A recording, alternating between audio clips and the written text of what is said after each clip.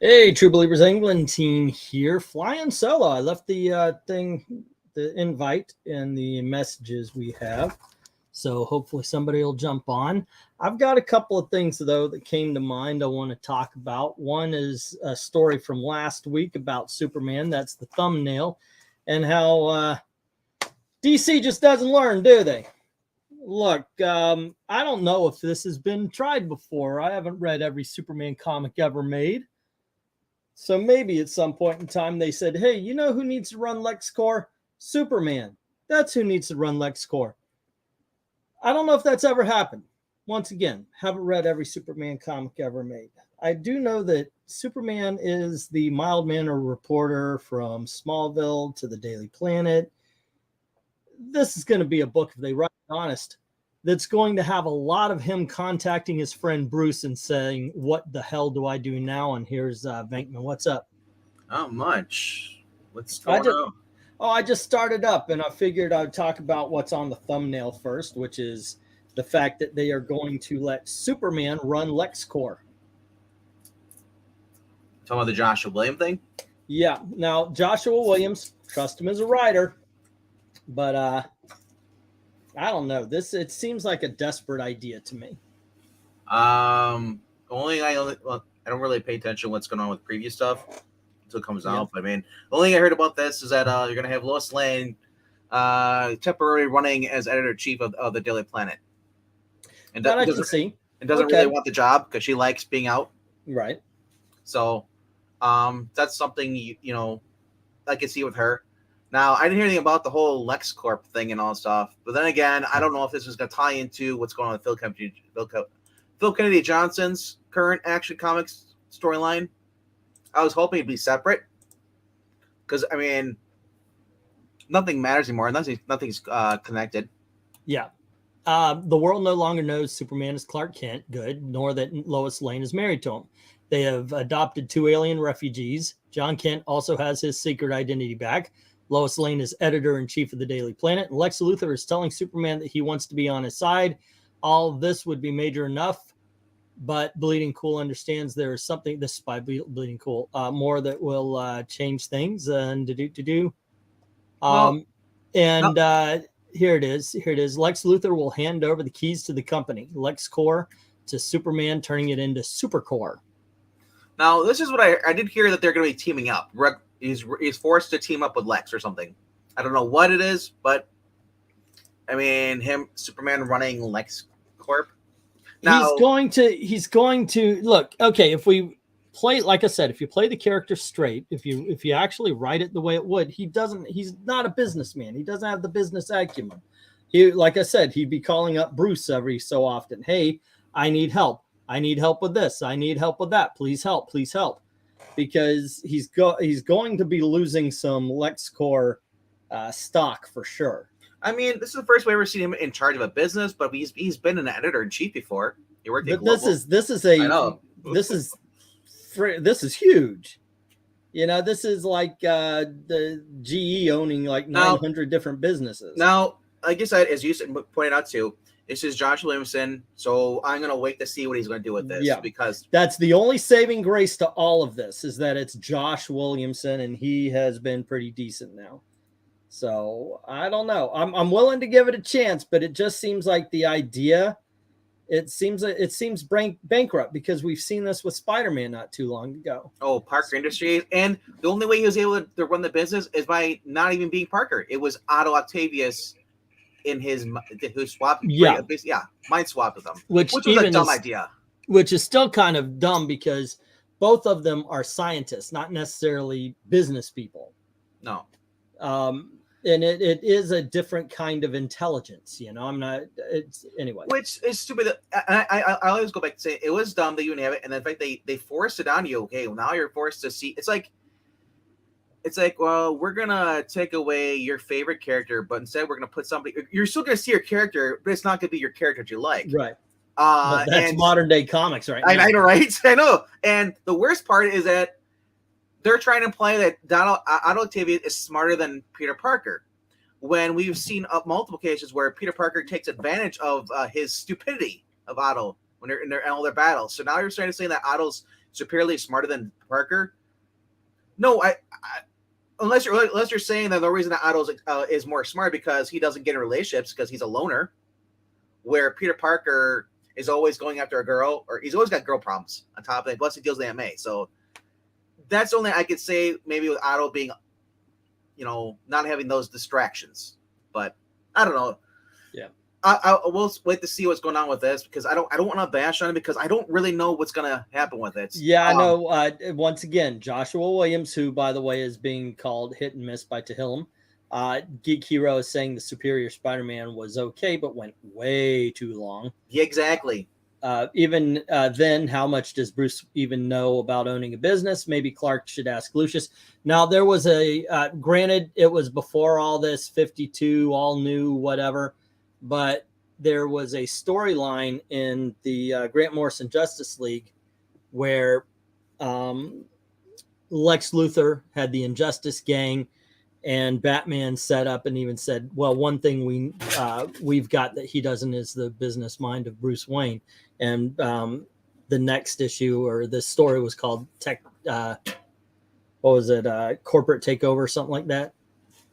And Bruce Wayne basically kicked Lex Luthor's ass in the business world. It was really cool. I liked watching that particular scene. So it has been, it has at least in some comics been shown that Bruce Wayne is a better businessman than Lex Luthor. But I like how they point out, it's like if Batman's constantly going out there and I hardly ever see Bruce running the business, it's basically the board of directors running the business. Yeah. Bruce just says we're going to keep it moral, and then he comes in. Yeah. I didn't decide this. What's going on? Well, sir, you've been missing for the past week. He's got Lucius Fox running things. Yeah. DC new way of writing story: heroes, villains, and villains are heroes. Subvert expectations to the point. It contradicts what the stories and the fans they like. That has been seen quite a bit. From what I heard, says Derpy Entertainment. Richard is Batman for DCU. Is that what they did already? I haven't read that Lazarus stuff yet.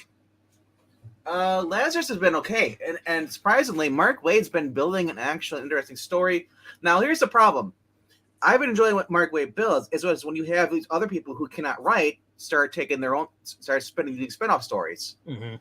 So I'm always leery, it's like, man, do we have to have 30 spinoff stories? Like stick to the main story with Mark Waid, maybe not go into the I would keep 3 writers. I'd have Dan Jurgens, Jeremy Adams, and maybe Robert Venditti doing the other stories, and that's it. And just have Mark Waid doing the main story.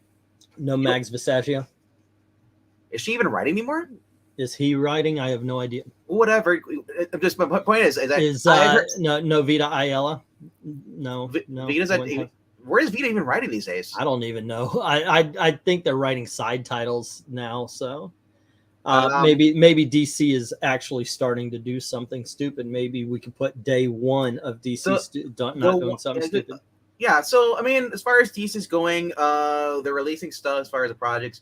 It sounds like we're not. I don't want to call it Rebirth because Rebirth was amazing. The way all the stories were going out, every single story.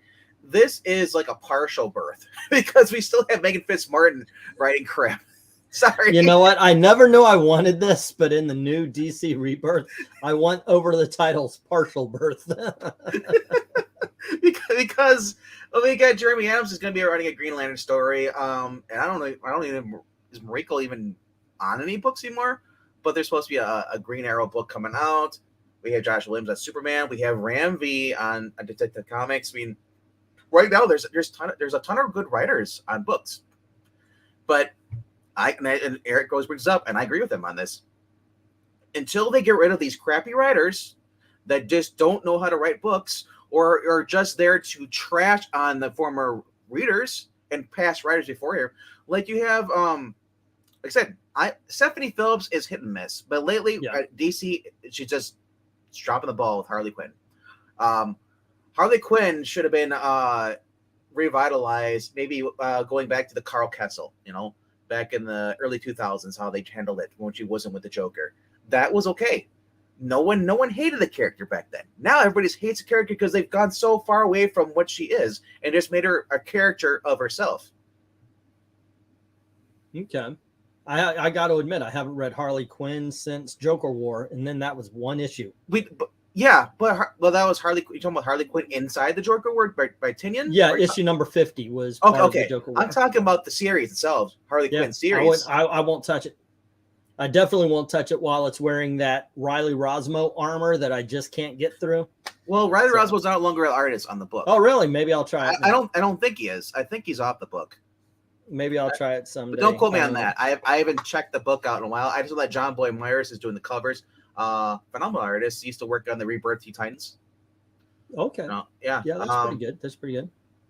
But like I said, there's still a lot of bad in both Marvel and DC.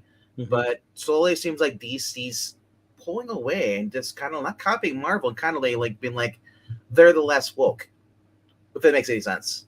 Well, let's hope. As far as Marvel's concerned, I've been buying more, but I'm only buying the nostalgia books. You know, that's it. Exactly. It's Marvel. That's what I go for. I go Chris Claremont. I'm going Peter David. I don't care for these other writers. I mean, I don't buy anything from new writers. I was buying Moon Knight and I was buying She-Hulk, but Moon Knight's been good. Moon Knight's been well. I had that bit where when I changed comic shops, they didn't send my books over, so I had a 2 or 3 month gap. Oh, and I was thinking, you know, once again, a great jumping on point is a great jumping off point. So since I had that 3 month gap, I had a pull list that was like this, and now it's this. You know what you should do? Just do trades. Oh no, I need the pull list because I get discounts on back issues and stuff, and I can participate in sales that end up good for the auction. God dang it. I'm looking at it's actually better for us when you're so we can't see. Oh, my eyes when it gets clear. There you go. Well, thank you for that. Thank you. No, Afterbirth. Well, isn't that after rebirth? They call it Afterbirth. Yeah. I call it partial birth right now because it seems like some of them died on delivery. Harley Quinn was a great villain, snappy comebacks, one-liners, and to make her popular, they made her into a hero, and that destroys a great character. That's what happened to me. That's really what happened with Poison Ivy. They can't figure out, is she since they made Harley Quinn more of a hero, and now they're dating, which they shouldn't be. It's okay for women to just be friends without eating each other out. Undead Quinn and I were checking out the G. Will Wilson books. I listened to like issue 8. I think he did issue 9. Mm-hmm. But she was just going around and she was just infecting people with these spores and just killing people, murdering. That's good. I know. There was only one mention of Harley Quinn, and then she did sleep with a girl, and I looked up, and I was like, "Oh, really?" Now I want to see Poison Ivy be the murderess that she used to be. I just do. She's become the eco murderer, where she sleeps with women and murders white guys. Yep. David Sonowitz is saying back issues is where it's at, and a great place to find back issues is every Saturday night at 8 p.m. Eastern time when we have an auction. And Dave, you say back issues. I want to know, what do you consider back issues? Where's your cutoff point? Yeah, that's a good question. That's a really good question. Like, how far back do you go for comfort? I mean, obviously, or how close to the recent? Yeah, well, here's the thing: All New, All Different started in 2013. So, to me, that's when everything started getting woke and started going downhill. It really hit about 2015, 2016. But when or how far back or how recent is it okay for you to jump in and say that's a back issue? So, I mean, because if you go back not too far, you're talking about, let's say, like Ed Brubaker's Captain America. Not bad. You got the Winter Soldier and such. There are good things before that. Now, granted, I don't know too much about them. Admittedly, I had ducked out of comics during the New 52 run. I was I moved to Tallahassee, and I just couldn't find comics at the time. Oh, wait, no, that's the 2000 bit. This is 2010. What the fuck was I not buying comics for? 2010, I think I got tired of all the freaking events, in all honesty, because no, that was in 2000. And there was the Infinity Crisis, Countdown to Dark Crisis, Final Crisis. It was just so many events. You had the Skrulls, the Secret War, the Civil War, and Initiative, and I was like, I'm out. I thought you were out of the country though. Oh no, that was in 2013. 13. Okay. Yeah. So yeah, that was when it started to get bad.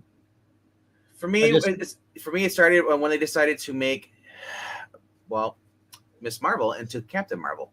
That was the sign for me. I was that like, was the all sign right, of the end. because well, if you want to go like hardcore fan, is when they fucked over Spider-Man and Spider-Man's. Okay. Yeah, for me that was like. And so how far back can you go? Ooh, I mean, it's Geek Hero select. It's before 2015 for Geek Hero. I want to say because 2007 is when was that? That was when they decided to do Civil War, and I started dropping some books. Not all of them, but it was then. Yeah, I think it was by 2014, 2015 when they decided to we're gonna do Battle World and reset the whole entire universe again. I was like, really? You were fine having two universes. You could do the fucked up stories in the other one. Yeah. For me, except for the I might get like I get like the Ultimates because I got the hardcover for Ultimate Fantastic Four. I might that was Spider-Man if I could find out. But overall, for me, when I think back issues I would want to buy, or for trade paperbacks, it's got to be maybe 95 and before, maybe even 90 and before. I'm just, there's always the exception, but for me, yeah, when I say back issues, I'm going back 30, maybe 35 years. I mean, a lot of people who grew up reading books during the 90s, into the 90s. Now, and you go back now, you're like, you read them again, you're like, these are actually not that bad. I've noticed that. I mean, I didn't start reading until 2003, but originally when I saw the 90s, I'm like, oh, why are these only like 50 cents? Why is it so wrong with these? And I was like, ooh, some of the art on here is not that great. But then I read some of the story plots for Marvel. I said the Clone Saga, the second Clone Saga, is not as bad as you see the stuff that coming out today. I can stomach that, and the fact that I'm reading it at my own pace, I'm not forced to spend 2 years to get past. I think, and that's the one thing. If you keep like a character replaced with another character for 2 years, of course you're going to piss off fans. Now, I said, Superior Spider-Man would have lasted maybe like that little arc for like 6 issues. I think people wouldn't have been as upset having Peter Parker come back, but they wanted to stretch it out forever because they just don't like Spider-Man for some reason. And it's evident today.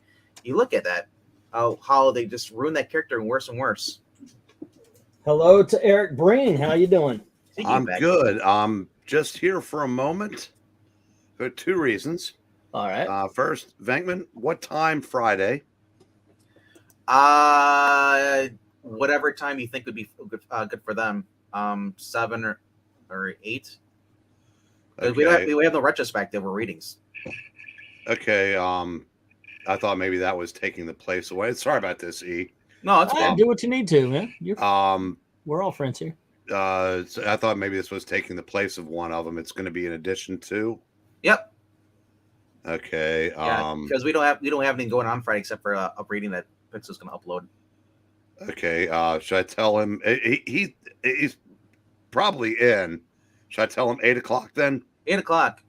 And then I'll ask him if he has a way of getting hold of that guy, because I can only reach out to him through YouTube, and that'd be about it. I don't think he has Twitter. That's good. Yeah, I don't know if he's if he can give me a second. And the other reason I'll tell you, I scored at Ollie's. What? For the first time. You met a girl. No. That's awesome. I mean, usually I take people out to the car, but hey, leave us not get insane. Okay. But I think the last time I bought anything at Ollie's, what did you might have to go back to the Trump era. I'll tell you in a second. I'm gonna check something for Venkman here. Yeah, do a little comic book unboxing. Show us what you got. All right, let's see. Don't you poop on my shoulder. Yeah, what we're talking about was one of the artists, or I guess the creators for Born Out Blood, indie book that Joe Corral is connected to, reached out to me on Tuesday and said, "Hey, thanks for the love of the book. If you want to, I'll come on anytime if you want to." I was like, "All right." That's nice. Well, the thing is that when people reach out through YouTube, you get all the spam comments. So I'm like, is this really someone just trolling me, or is Yep, this? I've had that happen. Yeah. So. Yeah. Okay, that guy was a gajillion elite comics. I will ask him when I after I show off my my brief unboxing. Yeah, Ollie's is a discount chain store. One Slick. Occasionally they'll have something cool. I managed to get the Defenders Omnibus Volume 1. I got the Marvel Universe Omnibus #1 there, and the Submariner Golden Age Omnibus there for about 40 bucks each. And then, of course, those big ass giant books that I like to show off, those came from Ollie's as well. So occasionally you can score something pretty cool. How about it, Eric? You got the floor here. Give me 1 second here. All right. I'm just I'm multitasking, and I'm too old for that. Okay. First of all, I after that I went to another local shop and picked up a couple books. I'm gonna show this real quick. Yeah, a little House of Secrets. Nice. I'm working on a lot that has a whole bunch of House of Secrets from that era. That is so cool. Hit their dollar boxes. They were 2 for $1. I couldn't find another one to go with this. Wow. So apparently this was everything else was modern stuff. And like you were saying when I was logging in, I just don't care. Then a couple witching hours. That is really nice. And wished I'd had this last month. Oh, sweet. That is sweet. Okay, now let's see. VENKMAN, he is not. So let me do this. You have a way. Now, I've been really loving the Sergeant Rock. And I got a bead if I'm trying to save up enough money to get the first appearance of the Unknown Soldier. I already have the first issue of his first solo story. So $75 at the comic shop I need. Okay, well, here we go. What did you get at Ollie's? What are you going to make me jealous with? Holy mother... I got to get to my Ollie's. Holy shit. Is that there? How much is that? This was 20. Whoa. Now, if you wonder why I'm not sticking around, I've already started reading this and I am hooked, at least for the moment. You want to go? But I'll hang around until let's see if he's responded. Not yet, but okay. Yeah, they had the first and third Legion for 30 each. Yeah, and the third volume of Wonder Woman Golden Age. Oh. Now, this wasn't the one I go to that hasn't had shit for 2 years. Yeah. There's another one in Forest Park, I think, that supposedly has all the, the soft cover trades and stuff too, like the old Suicide Squad. Yeah. So Jerry and I are going to make a trip up there, but yeah, I saw this. This was the last one of those. They had plenty of the other 3. Well, I need to make a trip. That's all I know. Jerry already texted me. He with his photo of 1 and 3 from the Legion. He went out and picked up both of those. Yeah, no shit. But I have some of those archived, so I have about 90% of the first one. So I figured I needed to get that, but wouldn't have minded the third one. But that's I'm cheap. If I see one for 20, I'm going to take that one. Yeah, and this is 1944, so it's before. Yeah, because I read the introduction from Roy Thomas. God, that guy he writes everything. It's they made a decision to downplay the war because people were tired of they had war fatigue in their entertainment. Yeah. So, and it was before they started making a big deal out of Krypton. So it's basically just Clark and Lois chasing stories and Superman saving the day. And the first 2 stories I read were fantastic. Isn't it fun? Like I start speaking of war. I got the War Days. Have you seen those books? Oh, the Superman, Batman, Batman, and Wonder Woman. I have those. Yeah. Yeah, I started reading the Wonder Woman. I loved it. I love these stories. They're golden age, simple, like we say, golden age goofiness, silver age silliness, but there's just so much fun, and they're densely written. Now, granted, okay, I could point to say Etta Candy. You know, she's always eating and everything. You know, she loves candy, that kind of thing. At one point, she drops a box of chocolates in the ocean during a fight, so she jumps in and saves the box. Yeah, killing the Nazis as they get in her way of her chocolate. So there is some goofiness to it, but overall, these are a lot of fun. I love the Golden Age stuff. And if you tell me at Ollie's there is a Silver Age omnibus with the Legion of freaking superheroes, I gotta pick it up. That's just a thing. Well, I figure if mine has it, everybody. I'm going to check it. I'm going to check it out. If it's not there, I'll send you some money and send you on an errand. Because hell's to the yeah. I don't want those, Eric. I really don't want those. I need those. I hope you find them down there, because I gotta believe shipping these. Go medium. It would cost about $10. Yeah. Etta Candy, is that from Wonder Woman? Yeah. Yeah. So you realize now today she would be like doing that, but also maybe making fun of. No, she'd be a black lesbian. Well, she is. She is. She is a black lesbian. She absolutely is a black lesbian. But she's also just showing up Steve in every way. She's smarter. She's able to do everything else that he can't. That's a true fact. Venkman. Yeah. You didn't need to add that after she's a black lesbian. Yeah, of course. The rest of it's just understood. There's always you are actually a homophobe for even suggesting that maybe she wasn't. It's a good thing he's on camera, because he needs to be hiding his shame. I'm just saying that there's always people who have never heard of this character, and this is their first experience, and they're like, "Wait, she used to be white?" She's got one of the best lines in the Wonder Woman movie when they give her the glasses and she goes, "Well, that'll hide the fact that you're the most beautiful woman on earth." I love that line. You're only 10 feet tall above every other woman. Yeah. But no, I'd seriously recommend those books. They will never be on the auction, or at least I hope they are never on the auction, from my collection anyway. They are a lot of fun.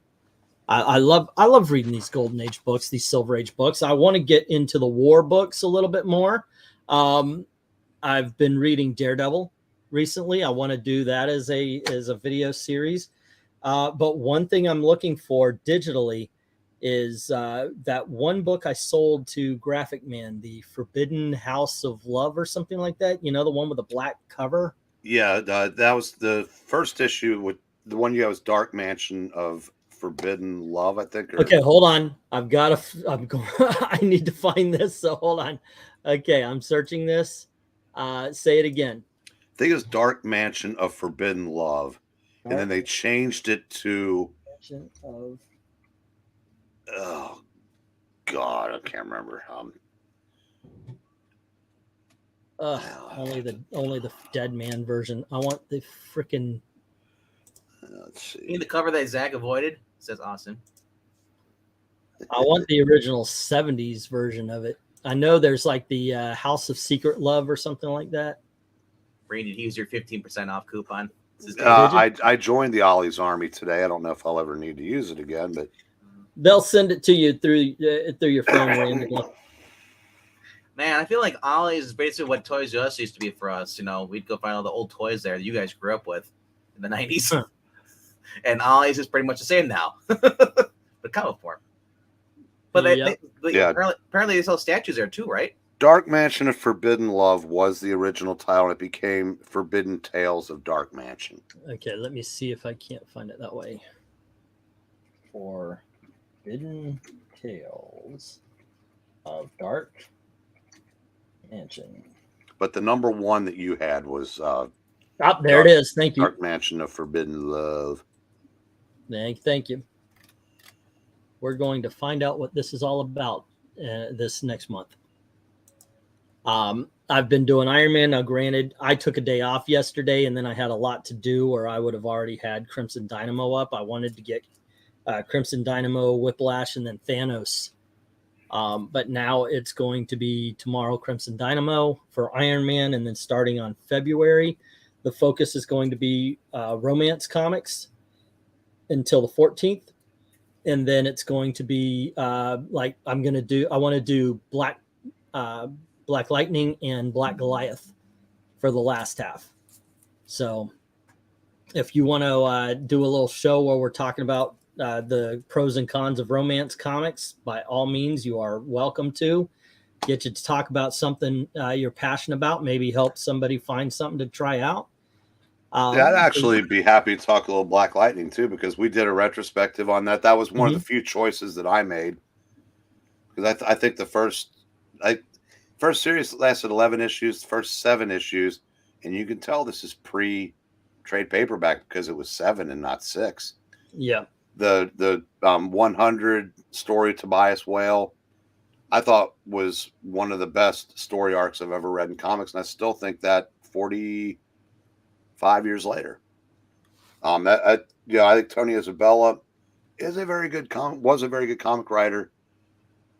But I think that's the best thing he ever wrote. I'm looking forward to it. And if I have to, I really do want to go issue to issue and just read that whole thing through, like one a day. But if it's if I've got to kind of knock Giant Man off to finish up the story, I'm fine with that. We'll do that later. Yeah, Black Goliath was kind of a paint by numbers series. Yeah, it wasn't bad, but it was unremarkable and was gone in 5 issues. And just to keep the character in a little bit of the public eye, they moved him over to the Champions for a few months. Okay. Yeah, the thing is, I want to kind of refocus the Old Man Comics channel, which is now called From the Long Box. I want to focus on back issues more than new books. Not saying I won't do new book reviews, but the main focus is going to be on back issues. And I want to do a character or a theme a month, so it'll be like what I said for February, for March. Think of something else, maybe JSA, maybe some, and then just do it that way. So we're focusing on different characters and such, and seeing what could come up about it. I think I'm going to hang around for a few minutes. I'm going to go grab a Coke. I'll be right back. By all means. And let's see. Don't remember seeing any statues at Ollie's, but they do have toys. That is a true fact. I never saw statues either, but They did have some smaller statues. As a matter of fact, this one right here I got at Ollie's. I got this Hulk, which I'm actually surprised he's not see-through. Let me turn off my thing. But I got this Hulk, and I've got a Huntress. I've got a Catwoman that I got by him. These were smaller statues, though. Like the Catwoman and my Superman stand about yay tall. There was a Hawkman I got, but I always thought this is pretty good. I forgot the company that made it. There was a red and white box, and I'm actually surprised to see that. Here, why don't you use this? Twiddles hasn't now we can see it all. tagged me. Oh, there you go. Thank you. I'm actually surprised that Twiddles hasn't What's tagged the bidding price? I don't have the box for this anymore. I couldn't. $50. Yeah, I couldn't send. I did. Yep. Oh, maybe he did tag it. I would have to clean up. Nope. No, he still hadn't tagged it. Yeah, he did. Regardless, though, it's a really cool statue for the price. Also, hold on, I'll be right back. Sure. Oh, please, by all means, finish your thought. I was just gonna say, it looks like one of those PVC ones you buy from the DC Gallery or the Marvel Gallery statues, which would normally go for $50. Just like that. Yeah, this is one of those. Yeah. The PVC. I got, and most of mine are the PV whatever you said. Because I can't afford real statues. That's all my statues. Yeah. Same thing. Mine are all those $50 ones. And then, same here. Now, granted, the Aquaman went out of print when I bought it, so it was $70 to buy that. But sure, I needed Aquaman to finish the set. If I get Mira, it's going to cost me $100. Now, you want to see a huge price difference? You just go over to his other statue over there with Supergirl with the white T-shirt, and you see how it jumps. It jumps $100. Oh, the one over here. Yeah, that one is out of print, and it's now 100 and something bucks. Those yeah. are the first statues the DC used to do after the busts. Yeah. Oh, and you remember those armless busts? Oh, those are they're so hideous looking. I don't like them. If Twiddles didn't break the hat off of Zatanna, that one would be about $150 as well. It's just I still have the hat. I just need to super glue it. It's just crazy how we went to start off in the early 2000s. They had the busts of the characters. Someone had no arms. It was just like the torso and the head up. I was like, I don't like why would anybody pay this much for this? And I'm like, where's the full figure? You guys can't do the legs. They're so cheap. I'll be right back. Later. Yeah, I just thought it was so weird because I remember going in the shops and just seeing those, and it's just the point where I was like, really? This is what people like? I'll just go buy an action figure for like $20. You know, it has more detail in it. Yeah, I mean, unless I'm getting like they do have the Batman 66. They have the statue bust he has, the one he hit for the gold one. I forget. I think that's when it opens up the instead of using the clock tower. He didn't use the statue. That's how he got into the Batcave. But that golden bus, I've seen it for like $100 to $200, full size. It's crazy. Do you remember those? The new I didn't watch Batman 66, but that golden statue he had, or that Peter statue, wrong one. Was that how he got into the Batcave? Is by pushing a button on that statue or something? The Shakespeare statue. Okay, so that's what Shakespeare. Yeah, I've seen that in the wild, full size. I was just like, that's kind of cool if you're a fan of the show. That's one thing I love when you find like stuff that are for old TV shows like Battlestar Galactica, the old original toys. That's cool to see. Or even like like finding a DeLorean, full size DeLorean, like from Back to the Future. Stuff they normally wouldn't see today unless it's in a hobby store and it's like very expensive because somebody made it out of this material. But yeah, this is my favorite, by the way. Those are the mini statues. Those probably go for $20. Well, yeah, they were at these are the ones that were at Ollie's. Yeah, I can imagine what the original retail price of some of those are. And then because they said probably about $20-something. In all honesty, when they go, yeah, like the Superman here cost me, I think, $6 at Ollie's or something. And then when these go stock, it just skyrockets too. Yeah, and then this I got at one of the warehouse sales at my comic shop. That's cool. Yeah. And I got that along. It came with a magazine, but I forget. I think it was back issue or something like that. I don't know. But awesome piece. Now there's a video idea. Every bat entrance to the Batcave may be ranked by cleverness. Come on. Focus on the goddamn statue. I'm the ugly one here. Focus. Oh, well, they don't want to. But yeah, this one, I think this statue is pretty damn cool. Oh, there we are. Yeah. It's focusing on you because you're moving the background. That might be it. Yep. And so Twiddles just looks like he's like observing you. That is the way he does sometimes. It's like he's just staring. Well, he's looking he was looking at the earphone. Yeah, he loves to attack the headphones. He's like, I hear someone in the background. And he's been chewing. Sometimes he'll chew on the wires. Well, I imagine he goes for the padding to build his nest. Eagle Moss, thank you. Cartoons and comics. Yes, Eagle Moss is the company that made those statues. So there you go. Flux capacitors are very hard to find nowadays, especially working ones. Rhaegar saying Black Goliath should appear in Ant-Man 4 as an alternate version of himself played by Steve Martin. Okay. I'm fine with that. Yeah. I've never seen any of these. I need a Superman statue. Yeah, I could use an actual Superman statue. I saw my comic shop has that $50 Hulk statue where he's, big. I want to put that up there with the 102. Yeah. I don't know if I'll ever have that much desperation to sell wall books again. I told him 8, so unless I hear otherwise, it'll be 8. Okay. and I told him that I would join you. All right. Actually, I said that you wanted us to chaperone you crazy kids. Well, I don't know who's going to be around Friday. I mean, I have to talk to Zach, see if he's even going to be around. He might just say like, "Well, we're not doing anything. I decided to go with my parents." Well, if you do the, is he reading it?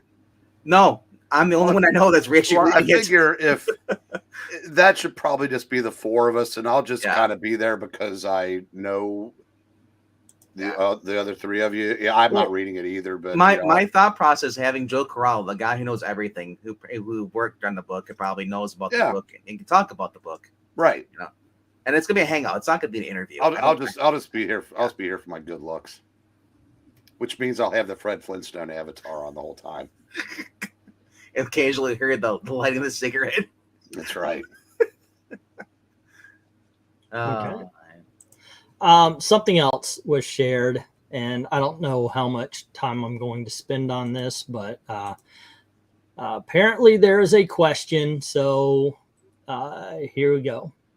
I got the share tab audio, and you guys showed me this. So here you go. This is something.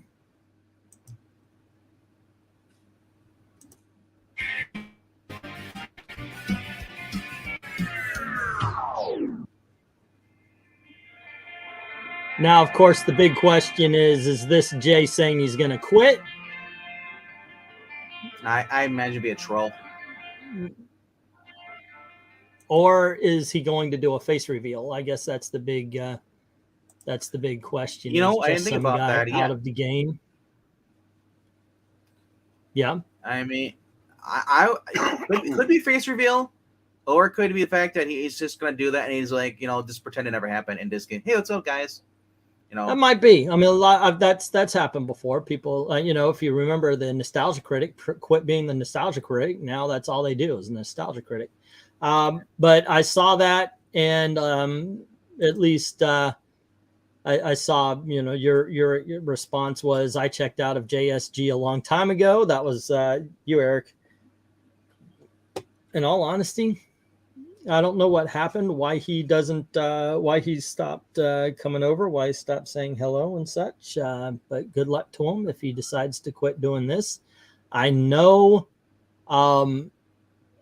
he is not someone to back down from an argument or a fight. So I don't believe it's anything to do with somebody said something and now he's running or anything like that. That's just not his style. I do know that he's always been on the left. Recently, he seems to have been drinking the Kool-Aid, though. That's something that was kind of a shocker. You'd be surprised. Sometimes something happens at home or you're living, and that changes offline. Your maybe it's happened. But he was somebody who was let's hope you stay safe. Hearing riots and such out in the streets. So. Well, it's easy to get it's easy to get radicalized, you know, if you're impressionable. Well, I think with him, he's just very, very passionate about the gay rights issue to the point to where I said he read the bill. I'm assuming I did not. I know you did. Yeah. And, you know, two people can read the same thing and come to completely different conclusions based, I guess, on one's belief system. Now, why you would choose to do that to the exclusion of people who have had your back the entire time, that I can't answer. So that's why I stopped basically watching his videos, because I kind of felt, I'm not going to say personally insulted. We met twice. I don't even know if he remembers who I was. But you can't help but feel that way when he generalizes, again, to people, because it cut right through a bunch of people who were very good to him and supported him, even though we did not agree politically. Well, that's me. I've always considered Jay a friend, and this is why I'm talking about it, guys. For those of you who are saying, what is it, Rhaegar, saying anybody care? Raise a hand. I do, because I considered Jay a friend. I still do. Unless you're attacking my family. Generally, if you're my friend, you're a friend for life. We can get through anything, even if we're having a fight. I'm just that guy. I'm just that way. I don't, like I said, I don't know what made him stop chatting. Good luck to you. If this is him walking away from YouTube for however many, good luck. I hope everything works out as far as what you were saying with the gay community and such. He's been openly bisexual. Maybe he did say, just kind of, okay, well, you know what? He's full on gay or something. I don't know. All I know is that if this is the end of an era, he's shutting down a 200,000 subbed channel. Good luck to whatever endeavor you're into or whatever. If you come back, all right, cool. If it's a face reveal, long time coming. Okay. That being said, there's not a lot to say about, but Venkman, you want to finish it? Go I was just going to say, I've interacted with him a couple times. He came on, he did read with us, the Rudolph the Red-Nosed Reindeer and stuff. Had fun with him on there. I have no hate towards him. I mean, I agree with everything he says, but hopefully he realized that it's okay to be friends with people who don't agree with you politically. That's all I ever want as a human being. Yeah, we're not going to agree on things. There's a lot of stuff that even me or Eric Breen will agree on. The Bengals weren't screwed. It was a fair ref. Just kidding.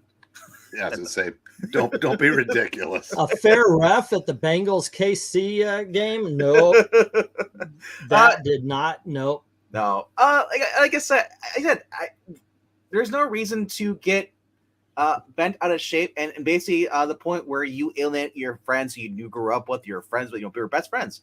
You've had this happen to you in the past with a friend that you used to hang out with, and then one day decided because you don't vote the same way he does, you're dead to him. I love him like a brother, and my door is open, but he hasn't walked through.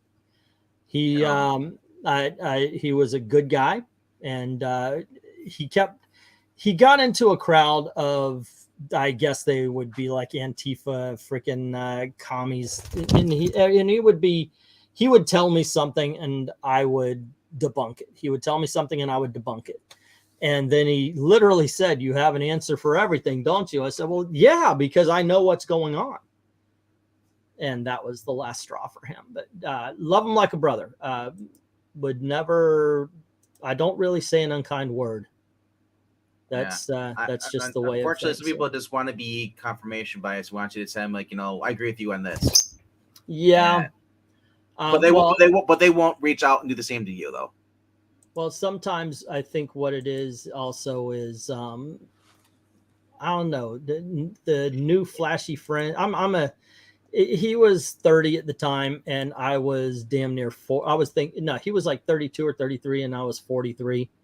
So he, he just found a group of people who were telling him one thing that made him feel good. And when he came to me, I was blowing up. Just saying, no, that's full of shit. So he says, "Yep, I'm out of here." So he was the younger man, just like you're the younger man for Eric. Oh, that's my family. There we go. Okay, I thought I would show more, but no. 100% bromance, dude. Absolutely. I miss him. He was like I said, he was like a brother to me. We were really good friends. So it was a real shock when he was like, "I got to walk away from this," instead of,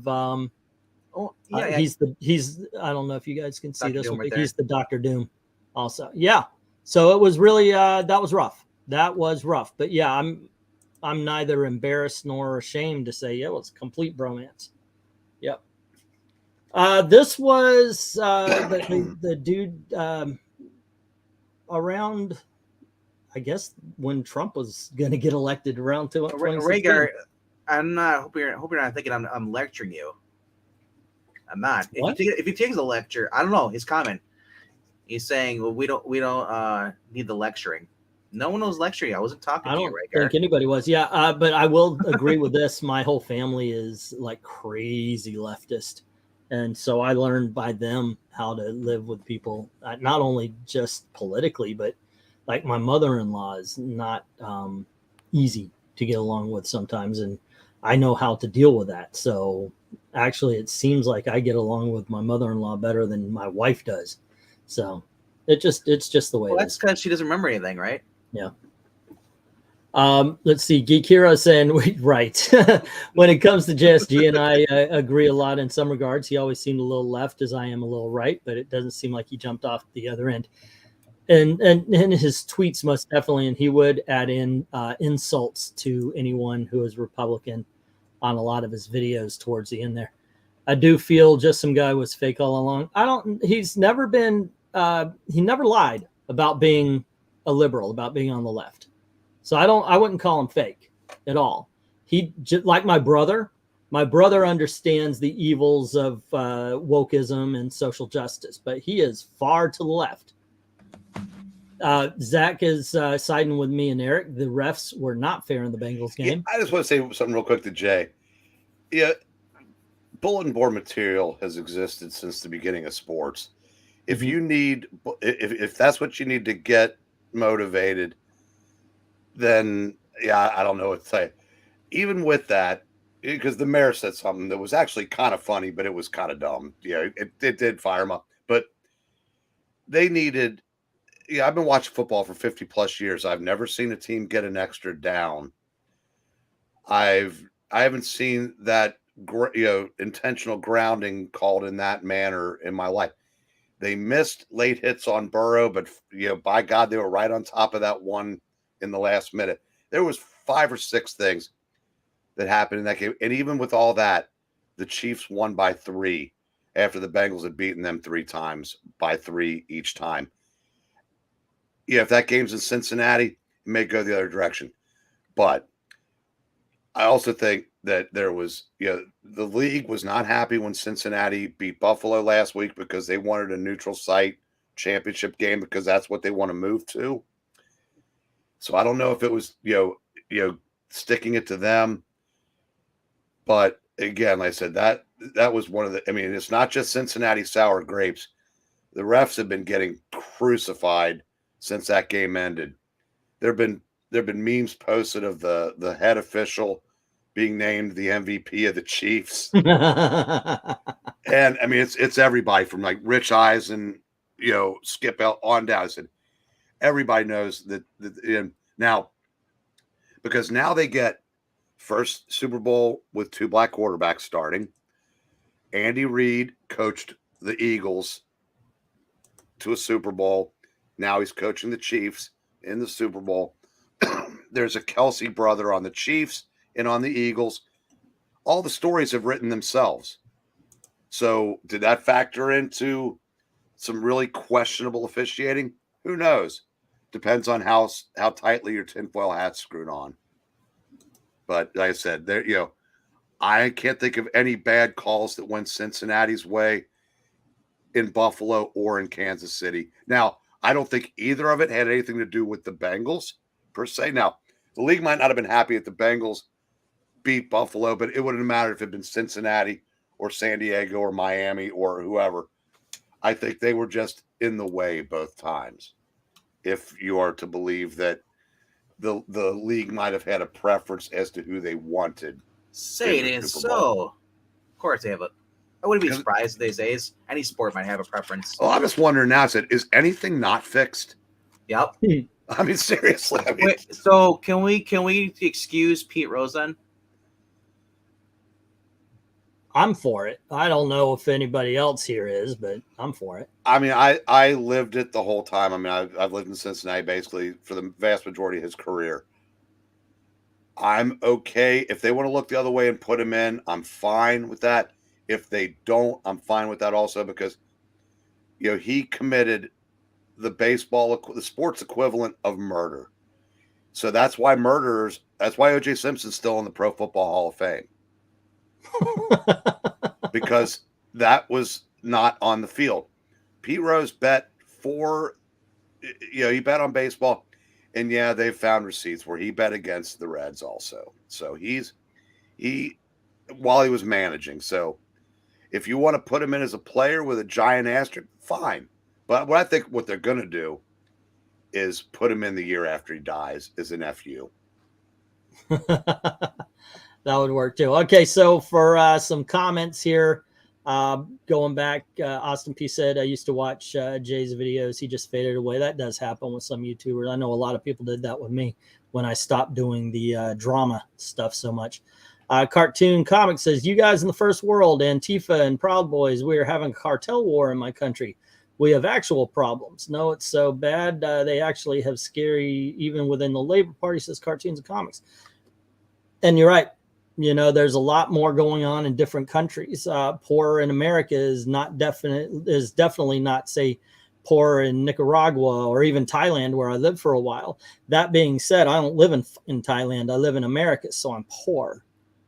Granted, I've got a lot of creature comforts that those people don't, but being poor in America is bad when you're in America. You know, being in Detroit, where people are shooting up each other just as much as they're in Nicaragua or any of those this kind of things, that's pretty bad. I don't give a if it's I don't give it's Beverly Hills, and it only lasts 2 hours. A 2-hour freaking firefight. Nobody wants to be in that.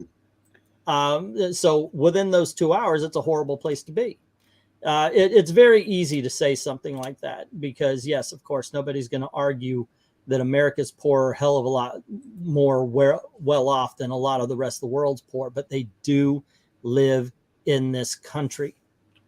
We live in this country where we are handicapped, not necessarily by the American system, or it could just be our own bad choices or our own inability to dig ourselves out of this hole. America is the land of opportunity. If you work your ass off, you have a good chance of digging yourself out of that hole. A lot of people, I think, who are completely impoverished, and this is, I could be wrong about this, and I always give room for me to be wrong. I think people who are incredibly impoverished in America have something that either stops them, and I'm not talking about a system or an outside, I'm talking about an inner handicap that stops them, or they just gave up. Let's see what's going on. I enjoyed a lot of JSG's content addressing how writers have ruined characters, plus the Super Sons in his videos on my playlist. Hello to Dalton. The Super Bowl is being written by the higher-ups, not the talent on the field, says Zach. Austin says, I just watched Passion of the Christ last night. Breen saying they were crucified just put an image in my head. Yeah. That is a one-time movie. I'm sorry, but watching a man crucified is not my idea of a good time. Like I would, The Life of Christ, okay. The Death of Christ, I don't think I can watch that. Are you going to watch the sequel next year? Where he gets crucified again? No. Where he comes back and he opens an Indian casino? No, he's going to hell like he did in the Apocrypha and liberating all the souls that never got the chance for quote-unquote salvation. I was, okay. I think if a QB jukes just once for more yards, he can no longer slide, says Glinzer. Oh, what do you think of that, Eric? I like that idea. You know, I think if anybody slides, even if it's a running back, just touch him. I mean, it's over anyway. Yeah. How about hey, look, I think it's definitely fair game, and maybe you're right. If anybody hits the ground and they're touched, but yeah, like, while you're running, while the quarterback's running, he's open season. I mean, you hit him as hard as you want. Now, I saw something. I think it might have been Jay said, if it were rigged, they'd make it to where the Cowboys won every couple of years. The only reason why I don't agree with that is because football is so big. Would they like the Cowboys? Sure. But they don't need the Cowboys because the Super Bowl would get 100+ million viewers if the 5 of us found 6 other guys and took the field. That said, and I'm not saying that they're rigged, but because sometimes you can try, but like I think the Bengals got bad calls against Buffalo, but they just beat the shit out of them. There's nothing Buffalo or anybody wanting Buffalo to win could do about it. Chiefs and Bengals are evenly matched. Like this, I wish I was wearing a watch so I could condescendingly glance at it. Times like this, I wish you were doing something else. Wait, is Is Dalton getting on to you about being long-winded? Did I hear that No, right? No, I'm getting on to him about speaking sports on a nerd channel. Dalton. Well, hey, no. This is Monday night. It's open topic. Dalton's watching sports on his tablet anyway. He just doesn't want anybody to know. Only for the porn value. Yeah. Whatever Eric, works, brother. Football is a whole bunch of guys in tight pants fumbling for the balls. No. If you're watching, I watch the cheerleaders. I watch women's tennis only because of the noises they make. My point is that it's essentially a foreign language to me, so I'm slowly drifting out of what is he saying. Can we just bring back the women's league? Yeah, Dalton. Probably the best friend I have that still lives in the area, I could send into a sporting goods store to look for a football bat. So I understand where you're coming from. Cartoon and comics. It's like I can understand ancient mythology. I can understand theoretical physics. I can understand metaphysics. But sports is this blind spot in my brain where it's just like, this is an entirely foreign language. It's not even in a language that can be translated. Well, the Romans played sports. Let me get Cartoon and Comics because he responded. I live in Brazil, but it's 70,000 cartel men and war. It's a nightmare. They are even destroying electrical infrastructure and water supplies. One doing that is a PCC and the other is kidnapping CPX. Brazil has been, in some places, Brazil has been a hellhole for the last 30 years. At the very least. And look, a lot of the government has been on the take. And that's just, I saw in some places you have the citizenry trying to fight back. Like they bought their guns, they watch their neighborhoods, and when anybody who looks like a cartel member comes in, they gun them down, which good luck to you. It's not, I'm not saying it's a great place. I'm saying that we do have our problems. And it's one thing. Look, if I was making the small amount of money I was making while, say, living in Thailand, which is it's a matriarchy. It's what is it? It's a king. What's that, Dalton? You know this kind of stuff very well.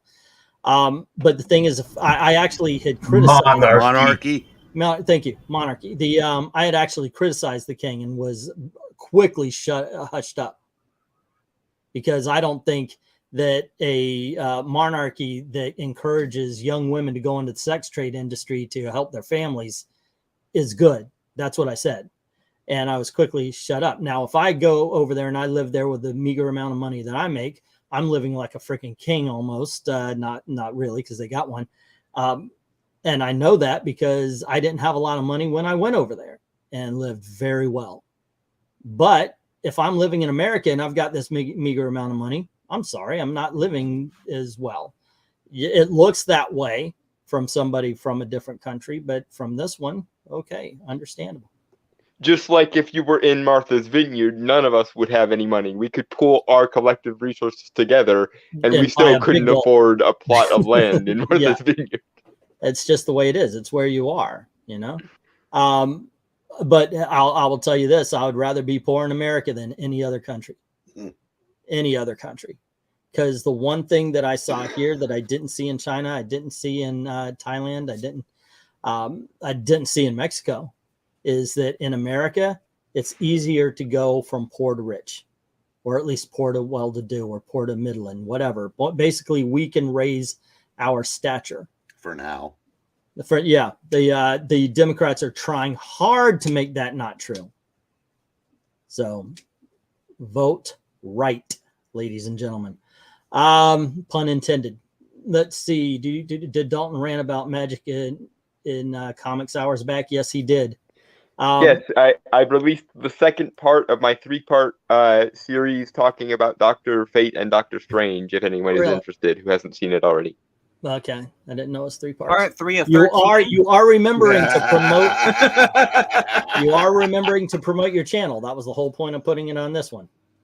Mm-hmm. Okay, I was going to visit because the women are hot, but that sounds like a nightmare.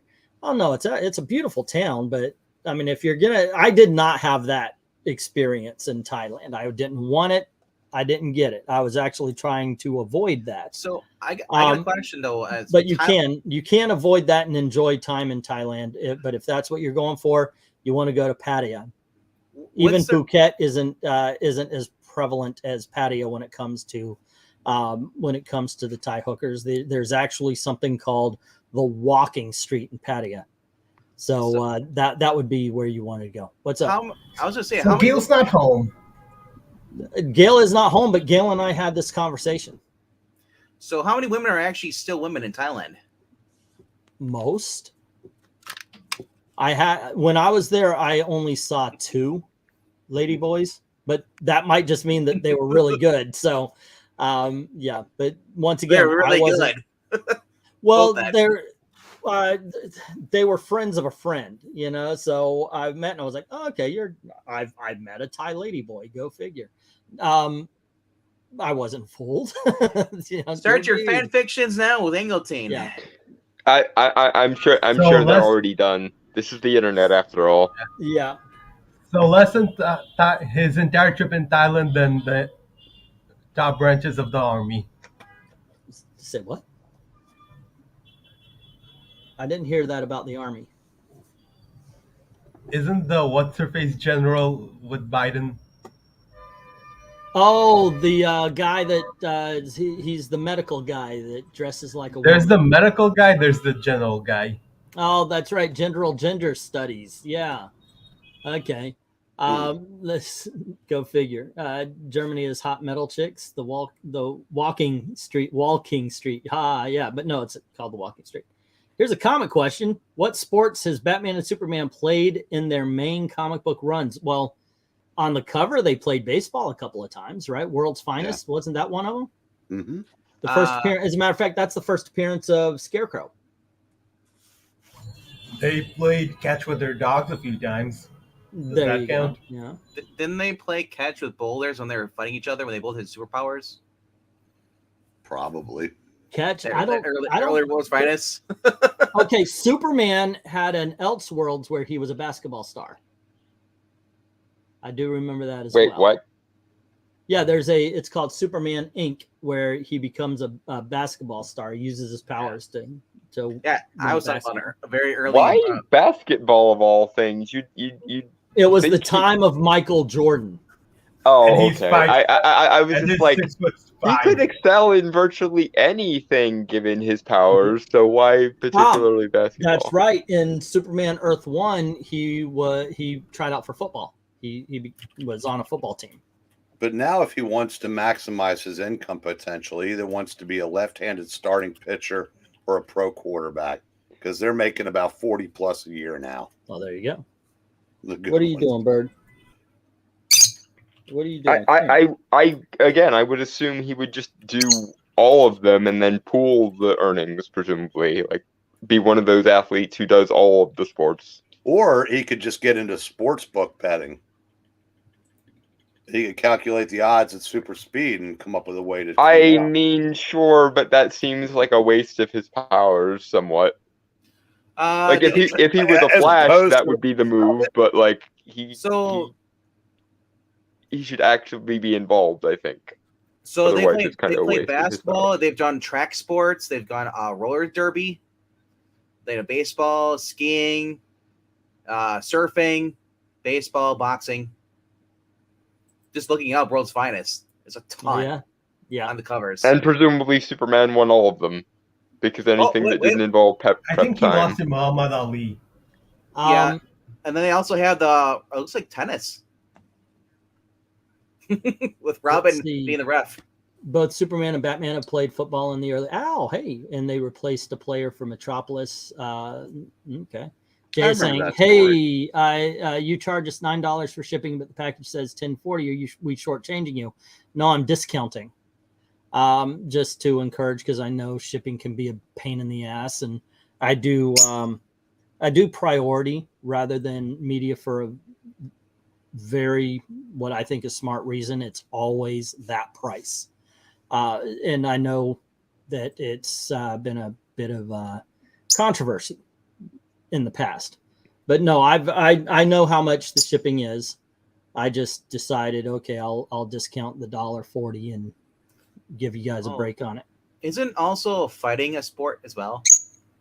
Yep. We've seen that in the Mortal Kombat games. Mortal Kombat. Sorry, guys, I'm playing with a bird. Get the lights. Do it off camera, at least. I'm trying to get him to do the little birdie dance that he does, but he is not into it at all. It's too late for him. No. Inside the bird's head, it's like, we are not amused. Yeah, he does this thing. He'll start scratching and then he'll run back and forth. And yeah, okay, you've got to go now because you're chirping too loud. Okay, and obviously you're getting agitated. So come on, it's time for you to go. All right. And speaking of, I'm going to check out too. I'm going to watch the second half of the game because I don't want Dalton spoiling it for me. If there's no bird, Eric's not in any sector of the multiverse could I even be interested enough to do that. Not even for the bit. That tubing guy got in trouble playing with Someday. his bird. Oh yeah. All right, you guys take care. Look, I'll see you later. It's Superman. The bird's afraid of Superman, so he flies away. That adds up. We're already getting great deals on the books, but hey, thank you. You're welcome, and I appreciate it. I really do appreciate you guys doing the auctions. It is what keeps this channel going. So yeah, it's very nice. I remember a Comics Trips video talking about a 90s comic called NFL Super Pro. That is a very fun comic. At least the first issue. That's actually all I read. I only know of that because I think Linkara talked about it not so very long ago. I would recommend to you a new Universe Marvel book called Kickers Inc. That book is a lot of fun. It is not good, but it is a lot of fun. I don't know. Have any of you guys read the new Universe? Yeah, it's a lot of fun, guys. Try it. Wait. Alrighty. The new or the old New Universe? How do you pronounce it now? Because it's no longer new anymore. Yeah, the 1980s New Universe. It's we're gonna have to. Yeah. We're gonna have to start going like the 10th Doctor in Doctor Who and going the new universe, because that's how many iterations we're up to on the universe reboot counter. Another story I was going to talk about tonight, and a lot of people were talking about it, is Dave Bautista is saying that he's not going to play Bane. I've had conversations with James about that, but I think the direction he's leaning in is completely rebooting that whole universe. He's starting from scratch and starting younger and fresher, and I think you need to do that. And the thing is, I think a lot of us wanted Dave Bautista to play Bane. I think that he still can. He may be.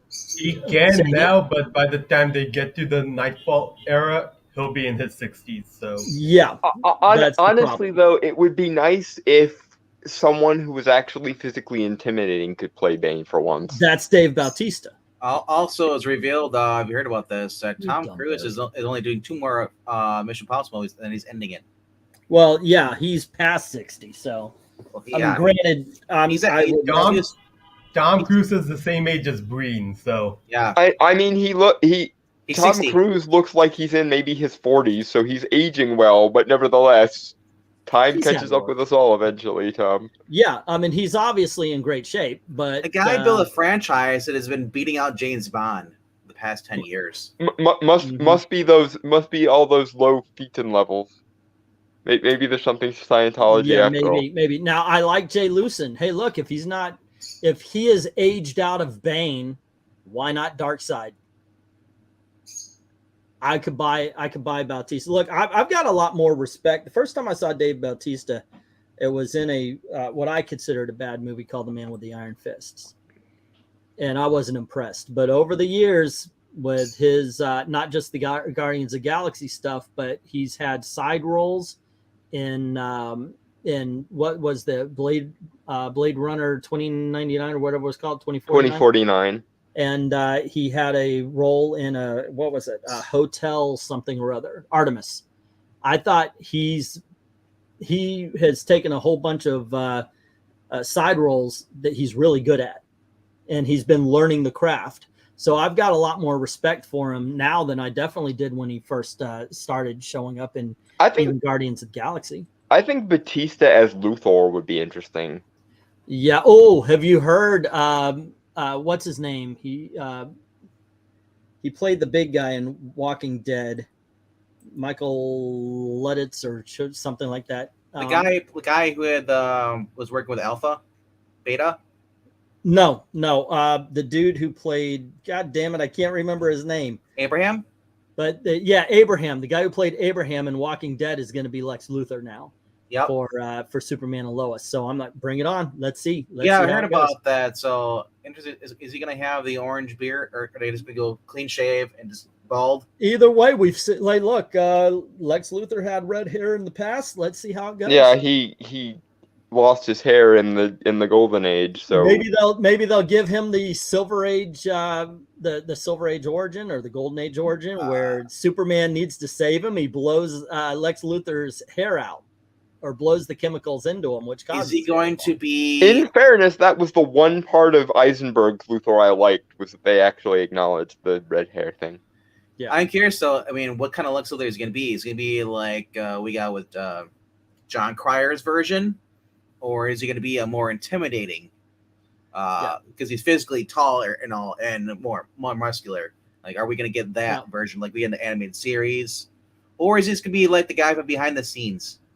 I mean, Clancy Brown's Luthor is still probably the definitive version because it has a little bit of everything. It has a little bit of the physicality. It has a little bit of the mastermind. A little bit of. I heard that John Cryer pitched a Legion of Doom TV show, and I'm like, oh man, what a missed opportunity. John Cryer kicked ass as Luthor. Say what you will about the Arrowverse, and I know a lot of you don't like it, but you know what? I didn't mind it. I liked it. I loved it. And then I didn't mind it. So if we're doing Legion of Doom with John Cryer, I want the Super Friends Legion of Doom. Yeah, that was what he was pitching. And I want the classic Robot Chicken Legion of Doom. Yeah, this headquarters has a jet engine and we're in a swamp. I'm wearing burlap, man. to be fair, that was another thing that the DC animated universe updated really well, was the concept of the Legion of Doom, because they actually took it semi-seriously and it was fun. Yeah, I also Tala being a hypergamous twit and trying to date up all the time was hilarious. This is what I want. I want the Gene Hackman behind the scenes. You know, I mean, we're gonna have him. Can we get? We've already mentioned Intergang and Superman and Lois season 1. Like, I want to have kind of connection, kind of like that. We had that Morgan. Was it Morgan Edge? I was gonna say Morgan Webb. I'm talking about the off-brand Elon Musk. I've been talking about G4 TV like in the past 24 hours. So it's like that name just pops in there every time. Morgan Edge, like I said, I want the behind the scenes. I want the Lex Luthor who's the diabolical genius, the one who doesn't get involved. But when he doesn't get involved, he points out, see, Superman is a villain. He's attacking me. He's costing me a living. You know, he's not the American. You know, I want the evil Lex. You know, I want the John Cryer personality, but I also want the behind the scenes controlling everything. Control the narrative. I like the Luthor. I like the version of Luthor who basically would be Superman if Superman didn't exist. As in, like, the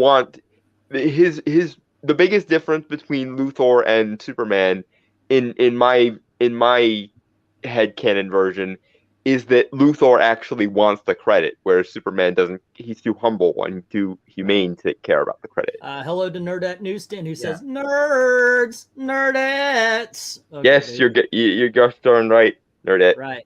Well, I mean, Lex Luthor is always, we've always said, like, Superman, you squander your abilities. You're a god. You can do anything, and yet you chose to be a moron. Yeah, he basically considers. He has contempt for Superman, because Superman cheats because of natural ability, and also because, given all of his natural abilities, he doesn't do what Luthor defines as sensible with it, which in fairness to him makes the most sense. Although my favorite Luthor moment, especially from the animated canon, is when he's being confronted by the question about he's intentionally running in order to create the alternative negative future that the Justice Lords exist in, and Luthor's response is, do you have any idea how much power I would have to give up in order to become president?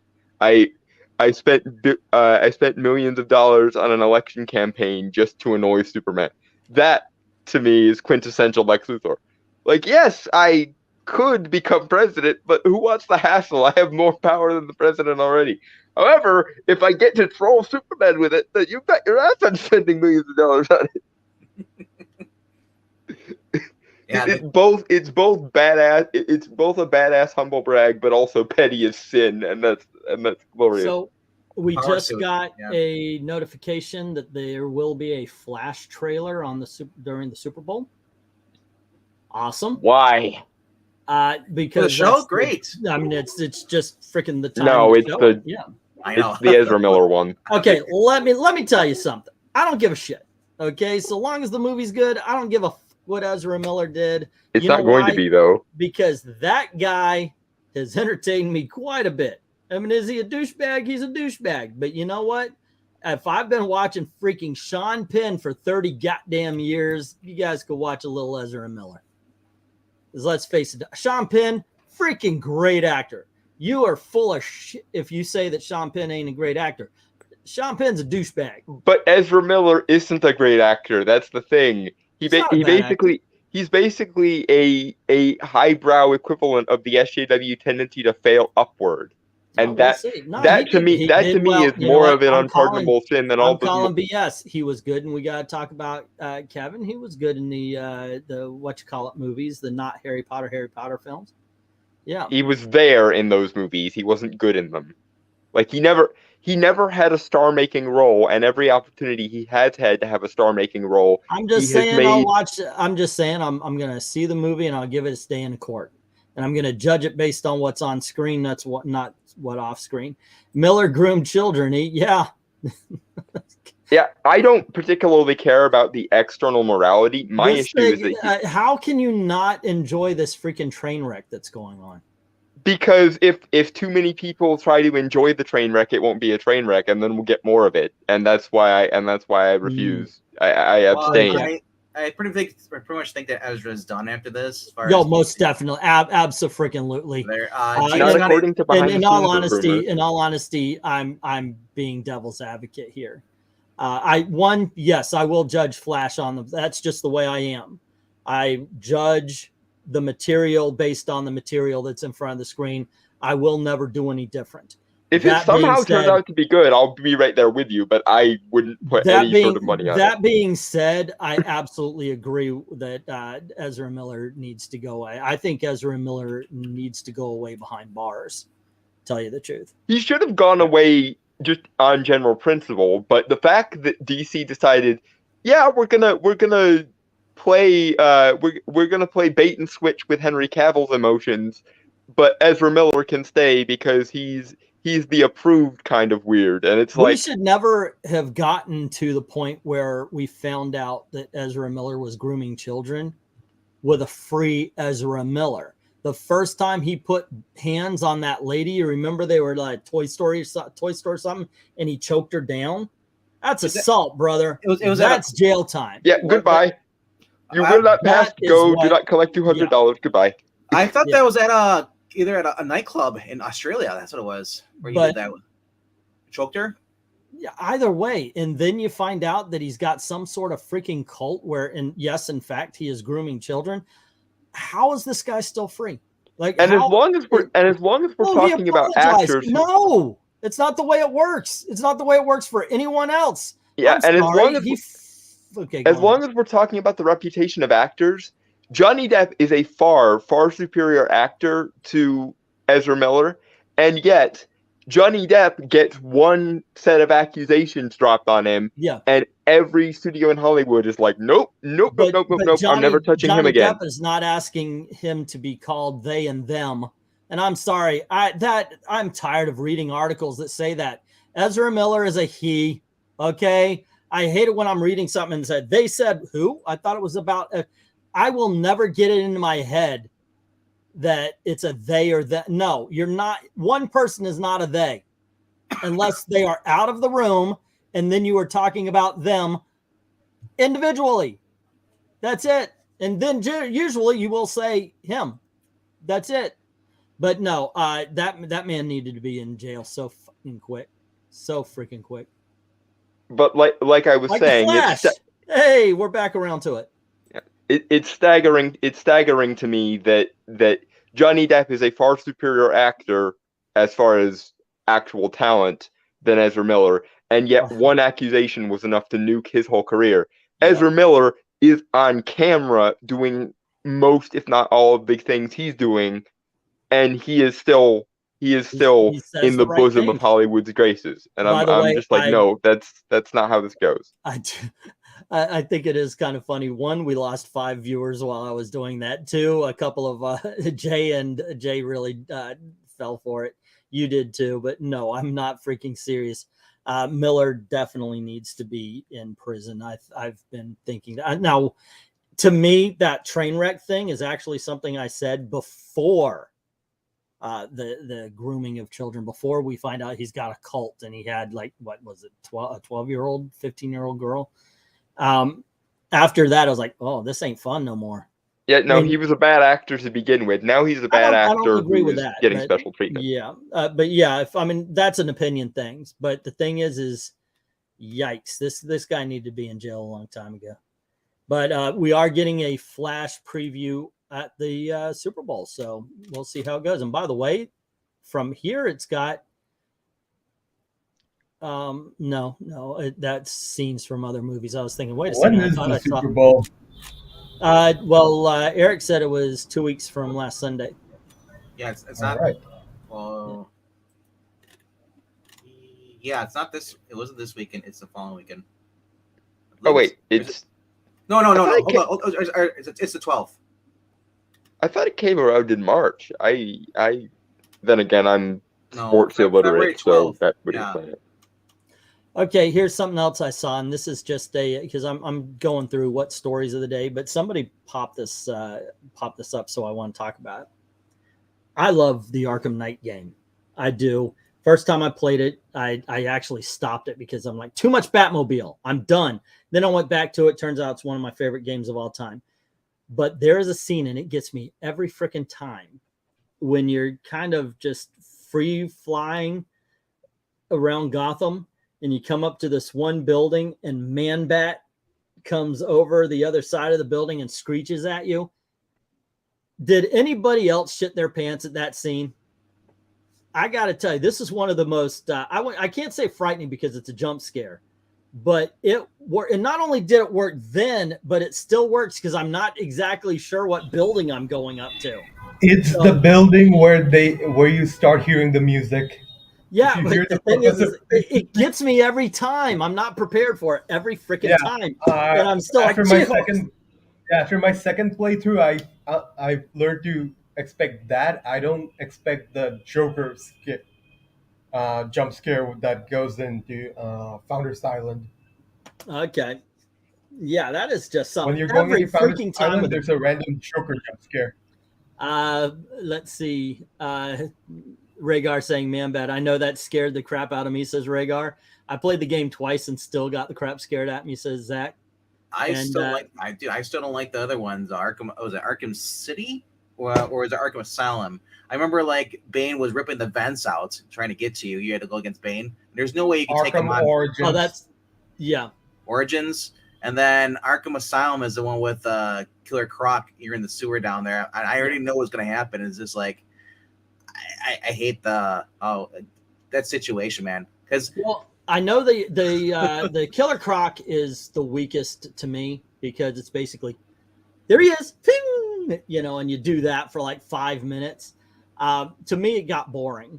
That one scene. Otherwise, Arkham Asylum is freaking incredible. But I'm a huge fan of the Batman Arkham games. I play them like they're the only games ever made sometimes. what about the shark and the penguin? That one got me too. Now I don't get hit by that too much, but except for that one spot where it's supposed to jump out. But yeah, when that happened, the first time that happened, I was like, yeah, Jesus! click, click, click, click, click, click, click. Yeah, I'm in the middle of playing Marvel Strike Force, the game on the phone app, and it's actually pretty good. Really? Although at the end of level 4 of the first stage, there is a fight between your characters and the Guardians of the Galaxy, and they are really, really pissing me off, because every time I go in there, I think, like, I'll spend all the energy to level up, and then I'll go in and be like, okay, so now can I beat them? And it's like, no, they still wipe the floor with you. Gosh dang it! Like, that's good, but at the same time, I don't play a lot of annoying phone because games. I can't progress any further. Let's see. City's pretty. Arkham City is about as perfect a game as a game can get, in my opinion. I mean, like, I like Arkham Knight and I like Arkham Asylum. To me, Arkham City is perfect. It has good story, but I don't like traversing the map at all. Oh, really? I have no problem with that whatsoever. But yeah, that is as perfect a game as. It's because of the design. Like, I don't like the design. It's kind of so, horseshoeish, but Yeah. you can go through the sewers to make it a circle if you wanted to. Mhm. Yeah, I get it, because you do have to go around the wall. I've just never had any problem with it. So, let's see what we got. Solomon Grundy reveal scared me too. That kind of puts a something in your belly, because the way they do it, Batman, it's like this, where Batman is just so much smaller, and yeah, I get that. Let's see. Arkham City is a great game, but they are all great. Yeah, I agree. And I'm glad that finally Batman Arkham Origins is getting its due. People are actually recognizing how good a game it is. That's because they managed to fix all the bugs. Yeah, well, and a lot of people had the complaint that it's basically, it could have been DLC to Arkham City. It was supposed to. It is basically, they didn't. WB got greedy. They didn't want to wait 4 years, so they just commissioned another And game, and it could have. It was actually just the filler between the two. Hey, is Jay. it called Marvel Strike Force Squad? Yeah. Hey, Jay, I have a love-hate relationship with Superman 64. I love the animated series, but I hate the game.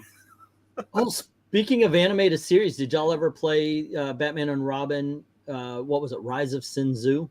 Is it the one on Sega? Well, I played it on PlayStation 2. Okay. There was a Batman Robin game for I think it was for Sega. Oh, yeah, I had it on. Yeah, that's right. I had it on. No, it wasn't Sega, though. Was it Sega? There was also a Batman Beyond the game. Sega Dreamcast, right? I think it was a regular Sega. Why do I play it? Why do I connect it with? I think it was the Sega Genesis, not the Sega Dreamcast. Well, I'm thinking of one. There was like a Batman animated series game, but I'm thinking it was still PlayStation 2. Yeah, GameCube. GameCube so had one. Sega had the Adventures of Batman and Robin. There's a series of video game adaptations released between 94 and 95. I remember that one. Yep. Based on an animated series. Then there is there's a lot of games. Let me see here. This is what I'm Batman Vengeance is the one I'm talking about. Yeah, there's also the Batman and Robin with the George Clooney one on PlayStation. There is no George Clooney Batman. By the way, that wasn't a horrible game. Yeah, here we go. This was Batman Vengeance. Batman Dark Tomorrow sucked. Rise of Sinzu was I remember good, that one. The tough as GameCube. Shit. Yeah. And the Batman movie game was actually kind of surprising. Dude, I was good. I like that one, the Batman movie game. There's the Game Boy. But yeah, Batman Vengeance is the one I was thinking of. That was a lot of fun. I really had a good time with that one. I'm thankful that the second Batman movie game never happened and it fell through. Yeah. because that's how we got our. Oh yeah, Justice League Heroes. I forgot about that too. I still have it. I have an original Xbox just so I can play it. I can play it on my X360, but it's my 360 died. I just remember I think that was the one where you get you play as a Flash, and it was just the graphics were just so bad. Yeah. When I had my tooth, when I had the remnants of my tooth pulled, I sat around the house and I played Justice League. Maybe that's why I thought it was so great. I was a little bit drugged out. Okay. And I played that game. It was a lot of fun. I like the Justice League game. That being said, I did not like the fact that you couldn't pick teams. Yeah. Yeah. So if you went over here, they picked the teams for you for each level. I didn't like that. Game Boy had a couple of ones. Justice League Chronicles. Mm-hmm. 3. Then they had Justice League Hero was their own, but it was the Flash. Was their title for the Game Boy Advance? Pretty sure Black Mask is in Origins. Yes, he is. Dude, I bought Vengeance at GameCube launch. Not bad, not great. Yeah, that's a good way to describe it. Brave and the Bold on Wii was fun, says Glenzer. The game I used to play. I was gonna say the game I used to play all the time on PS2 was Champions of Norrath. That was my fun for this basically having 4 people. Yeah. Realms. It's basically Champions of Norrath, Realms of EverQuest. And you can have 4 individual people playing a team and just go do dungeon crawling. A game that I heard nothing but bad things that I actually enjoyed was Batman Forever. It was one of these things where you go from side to side to side kicking ass. And then at the end, you get each big boss. And the very last boss was a roided out Riddler. So it was a good time, though. The Arkham City freeze fight was ripped from Vengeance, says Geek Hero. Really? I never made it that far. So there you go. But I'm okay with it, man. That Arkham City freeze fight was so well done. Actually, I'm wanting to put the game on now. You're talking about it. I was going to jump into Aliens. What was it? Aliens Isolation? Isolation. Yeah. But that game has a lot of jump scares. You kind of get me in because we're talking about it. I want to play the Arkham series again. Yeah, the Alien Isolation, a lot of false jump scares. Yeah, because like you assume it's aliens. You know, there's alien in there. It's like so he's in there. It's just that I'm not gonna say when the alien jumps in, but it's like from beginning to to the point where you actually see the alien. I was on edge because I was like, is he coming out now? Is he coming out now? Like because you're on a ship and there's a bunch of other survivors on there too. So it's like, great. Now I gotta battle these idiots plus also avoid this freaking alien that wants to eat me. Oh, hey, Dalton, is this the game you're talking about? Marvel Snap or Marvel Strike Force? Yeah, Marvel Strike Force Squad. Are you still there? He might have stepped away. I'll ask him when he gets back. Okay. The androids in isolation pissed me off. Yeah, that's the other thing too. There was a glitch, I guess, with one of the androids. He's supposed to open a door for you or something, but doesn't always do it. But yeah, your blood pressure is gonna raise because especially because you gotta hide from the alien. And there's lockers you hide in. Oh yeah. Hope the fucker doesn't walk in there by you. Because it rips, it goes in the seal, they'll go right towards you in the locker. No, it's DC games. I like DC better. Man, I'm trying to remember the last time any games other than Batman were on any of the new consoles or previous consoles. All I remember ever playing was the Batman Arkham games and then the Spider-Man games. There really wasn't that much else. Yeah, I like the Spider-Man goes. I like that Spider-Man 2 game. Of course, the first few when they were on PlayStation 1, those were cool as fuck. I love. Oh my gosh! Enter Electro. Yeah. Yeah. There was one where you're in the subway. You fight Vibro. Shocker. His name is Shocker. Thank you. Vibro Man. I don't. My brain. Just tweet it. Just tweet it. Take a picture and call him Vibrator and see if people. Vibrator Man. Yes, and then I'll argue anytime somebody says different. See, I honestly like some of those games, but I felt like the swinging mechanism, especially for the Spider-Man movies, Tobey Maguire ones, were awful. And when I finally played that PS4 Spider-Man game, holy crap, they fixed it. They took everything we wanted to and changed it to the swinging was actually done well. Basically, they took they combined some of the fighting skills with the Batman games, Arkham games, and it's kind of like it actually works better now. Yeah. So, to answer this question, yes, I own the Aquaman game. It is horribly bad. I actually told myself, okay, I'm going to play this until I finish it. And I just can't get away from this one wall that I keep running into. I don't know how I'm always running into this wall, but I can't get away from it. So hey, look, if the game doesn't want me to finish it, I'm not going to finish. I wanted to, I just can't. I can't get off the first freaking board. It's that freaking bad. That being said, the Hulk Ultimate Destruction was awesome. That was, if you played, there was another game kind of like it. There was a mobile. You hear about the mobile games though? For the Marvel games, they had them. It's basically VR, but you can also like where it's a mobile game, but you can also use your fist to fight, like the Hulk or Iron Man. Yeah, I forgot what it's called to look it up, but Ultimate Destruction is cool. There was a video game kind of like it where you played a hero that was kind of like a virus of some sorts, but you could run along the walls. You could use the cars as boxing gloves and everything. It was a lot of fun. It really was. I'm buying Dead Space remake. Oh man, Dead Space. Dead Space was a game that did the trick for me. My blood pressure was definitely up on Dead Space. Marvel Ultimate Alliance deserves a proper sequel. Okay, that makes me ask, what did you not like about Marvel Ultimate Alliance 2? I thought that I didn't like that they changed the cooperation sequences, and also in the first game we had maybe it's because they used them all. They had Atlantis. They had the Scroll World. They had Asgard. So they had all these mystical places. And in Marvel Ultimate Alliance 2, you go to New York. Yay. Yeah, you go to Wakanda too. But it didn't look as fantastic as the first one to me. DC Heroes was the worst. The Tobey Maguire games were good. Yes, I absolutely love those Tobey Maguire Spider-Mans. How many times can I make a Spider-Man game with the symbiotes taking over? In the 90s, 3. Web of Shadows was the funnest and freest web swing. Yeah, I like those. Edge of Time, man. Spider-Man, Edge of Time. Love that. Aquaman is worse than the N64 Superman game. That is a true fact that Geek Hero is saying here. So the game I'm thinking of is Iron Man VR. Yes. That was for the PS4.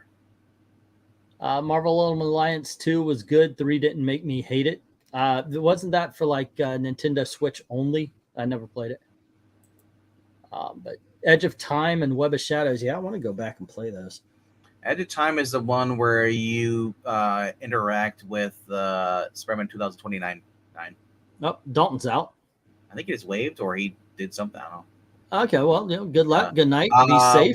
Web of Shadows is the one where all the symbiotes start taking over, right? That was the symbiote one? I would assume. Maximum Carnage, Separation Anxiety, and I forgot the other symbiote game from the 90s. Maybe there were only 2. I was thinking Web of Shadows. That might be 2000. Maximum Carnage was cool. That was a 2-player game. Oh, yeah, I loved those games. But then again, I liked that Wolverine game at the time that came out. That bitch was tough. Have you ever finished that Wolverine game? That was hard as Wolverine hell. Origins? No. The one that came out in the 90s for the Genesis. Oh, no, I didn't have it. Was a hard as hell game. Back when you didn't have as easy a save thing. It was, yeah, those were tough, man. Back then when games didn't have save files, you couldn't save. You could only pause. Yeah, but although you could up, down, left, right. What is BA start or something like that? Somebody out there knows that freaking code. Up, down, left. Yeah. Right, left, right. BA start. I think that's X2 Wolverine's Rage. That was an awesome. Oh wait, no, X2 Wolverine's Rage was a different one than the one, not Wolverine Origins. Wolverine Origins was good. Yeah. Wolverine's Rage was okay. I remember playing that one. Lego Marvel Superheroes looks fun. What's up? So I was gonna say, like, they're bringing a Punisher arcade game in the '90s, but I'm talking about the Punisher game that came out for PlayStation 2. That was based off the movie. After the movie came out, and it's basically like Welcome Back, Frank. You just go through, you fight against guys. You can put people through drill presses and all stuff, table saws. I got that game. I need an Xbox 360 and a PlayStation 2. I could play all these awesome games I've got. I still have Xbox. Up, down, left, right, A, B, A, start, and select, says Rhaegar. There you go. Was that your save? Yeah, it was a power-up thing, I think. Oh. The Punisher arcade game in the 90s, that was it was a shooter, but you moved side to side. Like, yeah. If you ever played a game like Zaxxon or Panzer Dragoon, those kind of shooting games, Silver Surfer was that. And that was a hardest game too. I feel like if you're playing a Silver Surfer game, they should play the song from Wipeout. DC versus Mortal Kombat. Still got that game. Want my 360 back so I can play it. It is incredible. It will not play on the Xbox One. But I love that game, man. I love that game, man. Let me say that properly there. Okay, let's see. Nope, wrong Punisher game. The Punisher game was exactly what I've got is exactly what. I'm not talking about the original. I'm talking about there's one here. There was one in the 90s. Yeah. It's for Sega, whatever. But the one I'm talking about is the one that came out after the Thomas Jane movie on the PlayStation 2. That was like just straight up just gore. Especially after playing games like Max Payne and then playing the Punisher game, I was like, dude, like this is the game we're gonna have for Punisher. Sure, bring me more. I'm just mad that they never went through with the whole Daredevil game. They're going to do a Daredevil game, and they decided to not do it. Or either that or the funding fell through or whatever. But yeah, I don't know. I used to play games a lot back in the day. Now that I'm like in my 30s, I really don't play them anymore because everything's Call of Duty, or it's a game I'm just not into. I guess I'm more into like games like Dragon Age or even like, just hack slash games. Never was really into the Final Fantasy stuff. I think the closest I got to that was like Final Fantasy 10 and whatever X2 is. It was all right. I'm trying to think. Because I grew up playing like, Super Mario Brothers, Super Mario World. More Pacific. That was a fun game. WrestleMania on N64 was probably my favorite game, other than No Mercy. I played those all the time with my brother. But Call of Duty, when it first came out, it was all right. Like the first two games, cool. Medal of Honor, like I said, I love those games. I love the World War II games, like missions like that. Those are games I would just play. When Call of Duty came out World War II, that was a couple years back, I went out and bought that right away because I was like, dude, like that sounds awesome. This is graphics, everything. I don't care for Modern Warfare, Warfare, and some of these other ones. Black Ops, I think, and Black Ops 2 were right.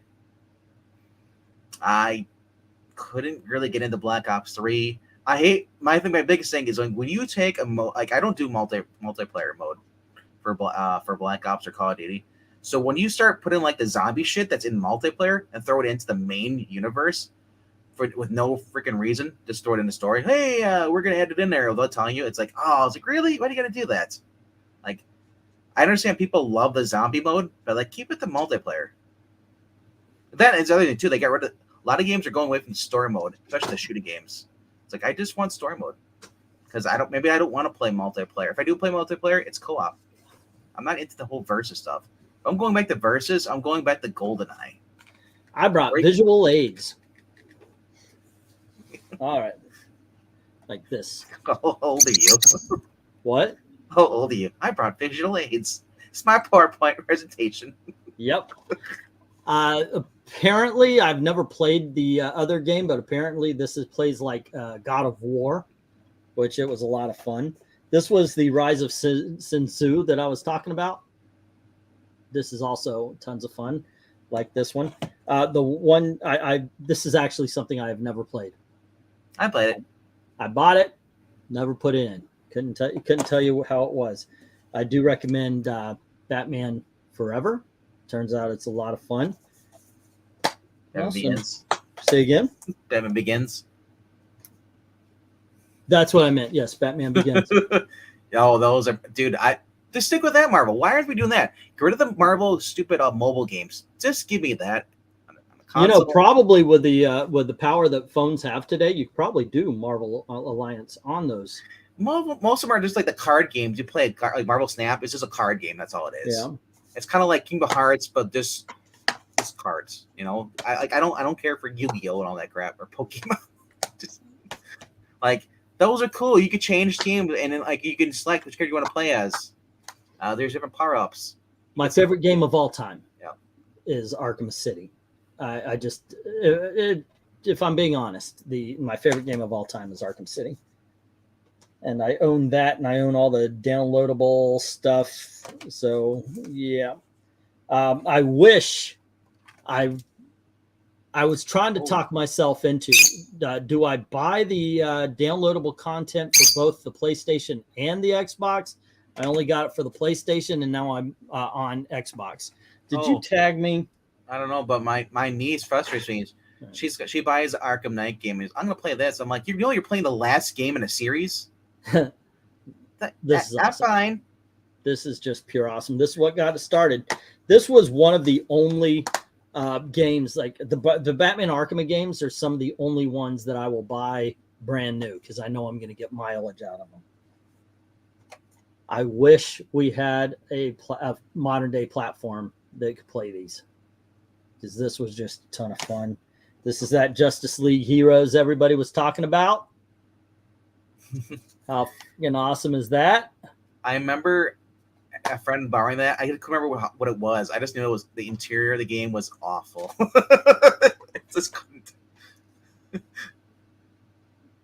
I told you I owned it. Because no one will buy it from you. Well, no, I'm not ever going to sell this. I will try to buy an Xbox. Speaking of which, do you hear about that? There's a GameStop that's broken into. Yeah, I heard about that. I was like, who is going in there for the games? And especially, they're taking the guns off the shelf. You're like, there's no games in on the cases. It's just the cases. I know, right? I thought that I went in because I'm looking for Sniper Elite 4. Yeah. And I was like, there's barely any games. It's a GameStop. I'm seeing more Funko Pops than video games. What the hell? Was just weird because it's always been that thing where they put the case up there because if somebody steals the case, they don't get the game. The games are locked up. Yeah. The new ones are sealed. You know what? Hey, look, GameStop can buy their entire everything that was lost, their entire inventory. They're gonna buy back for about 50 cents anyway. So I'm not sad that they lost games. I was amazed that if there was even a store open. Yeah. Come on. All right, there you go. All right. Let's see. Hey, Dom, what's up? And then, of course, this was the Punisher game I was talking about. Yes, that's my favorite Punisher game. This is amazing. This is all the superhero games I own physically. I own a few more. Look at the size of that freaking handgun he's holding. Desert Eagle. They're right there. Exaggerated cartoon but size. He's right. As you go through, you can do these the kills, and you can do the bloodless, or you can do the bloody kills. Then you have option to turn blood on. It's called slaughter mode. Hey guys, instruction booklets. Remember them? Wow. I know, back to my childhood there. This is Punisher Complete. I wonder how much this would be on eBay. Oh no, probably about 50 cents. I guess a couple of them would be, I don't know, what would be worth something anymore. These games that you can't play on new consoles anymore. But yeah, those are the superhero games I own. 2005 game. That's when it came out. It was on PS2 and the Xbox 360. Actually, no, Xbox. Sorry, Xbox. Yeah, yeah. I don't think it ever it got a 360. It was so I get so confused because their PS2 games are still being released. Well, and same with Xbox. Well, Xbox 360 was out for a little bit. So they finally switched over to PS3. Like for a while, you had hey, we know we just released the PS3, but we're still gonna release the games all on PS2 and the Xbox, even though Xbox 360 and PS3 had just been released. They always do that. It's good, and it throws me off. But now they're like, hey, you don't have a PS5. We're releasing that on PS4. Screw you. You want the DLC for Cyberpunk? You got to get PS5. I still can't play Arkham City on my Xbox One. I'm able to do that. I'd have to be in a life or death desperate situation. What are we talking about? So some guy's selling the Punisher and the what do you have there, and then the Constantine video game together for $40. $40. I've also seen that one for $35, just a Punisher game by itself. Wow, nice. 42. And the NES is at $27. You know, but it's also been up. It all depends. I've seen now someone's got for 43. It's the point where, man, no matter where you go, you're gonna get ripped off because I don't think these games are worth that much money. It depends on if you can. I mean, if you can find something to play them on. If you can find somebody to sell your game to and pay you that much, go ahead, man. But it's like going to buy, you realize, oh man, it's a geekdom, and it's got people who collect games too. I mean, I know it's just like CGC. You got people buying some games, and they'll. Uh-oh, he froze. Uh-oh. Did Ingleton freeze? Yes, it looks like it. Screen time. Screenshot that, guys. Screenshot freeze. I don't know why it does that. It's 11 o'clock. It's time, I guess. These are the best thumbnails, though, when you screenshot, when you freeze. You should upload those later. Gig Hero has a game signed by Kevin Conroy. Get that. Screenshot, another one. This one isn't as funny as the first one. Yeah, but this one you can't see his face.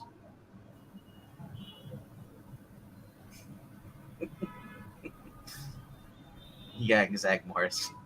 That shit slapped. No kidding. The funny part is, okay. Can you hear us, Alice? Yeah, I can hear you now. The whole time? Not this last time, but the time before. What? Oh, Stop. Man, you missed. We said good things about you, too. Oh, well. They'll never hear them. All right. You know what, though? This is good a time as any. We've been at this for 2 hours, so great conversation. I like. I would like to go in more depth. Maybe even actually do a Let's Play or something. That would be kind of cool. His daughter's playing Fortnite again. Actually, they play some sort of Pokemon game. This last Pokemon game that got released. Say again. Scarlet and Violet. Yeah, they're actually a team or something like that, and they're going up against things. So there you go, guys. I would love to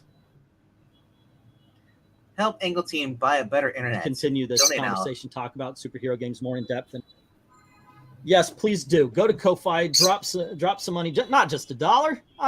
$1 per pound. Yeah, no. Anyway, yes, please, by all means, help contribute. First thing I need is a wire to my Elgato. I would, you know what I would like to do, since I'm doing Iron Man until the 1st. Tomorrow, I would like to do a live stream of me playing that freaking Iron Man pinball game. All right. Either way, you guys have a great time. Say again. I was just saying real quickly, if you guys want to know how poor Ingleton is, he has bad internet and he's driving a Yugo. Help him out. Yes, I am driving a 1987 Yugo. All right. Anywho, thanks for hanging out with us. Thank you to Eric. Thank you to RDV and Black Cat for joining. And as always, thank you very, very much for watching. You kids have a great time. And don't forget to join Geeky Puppet Show tomorrow night at what time to see the best picks for Wednesday? 8 p.m. Central. Tuesdays and Thursdays. All right. I don't have And million to year money. all the true believers, Thank you very, very Excel much for watching. There you Stay go. safe.